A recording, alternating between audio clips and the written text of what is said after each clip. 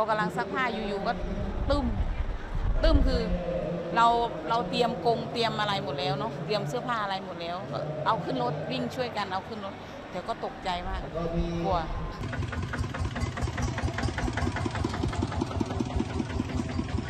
โดยสารแต่ที่มวยคือผิวเพียบปีเตะโตหนึ่งการเรียนโซดบอกโกนคือคัดบอลคือมันเรียนโซดแต่ให้ปีถามเรียนพอระบาดเดินตั้งปีกูใบดิโอยปะบะน้องนี่โดยตาตะบองโปนกันรถตัวข้างกรอยเนาะ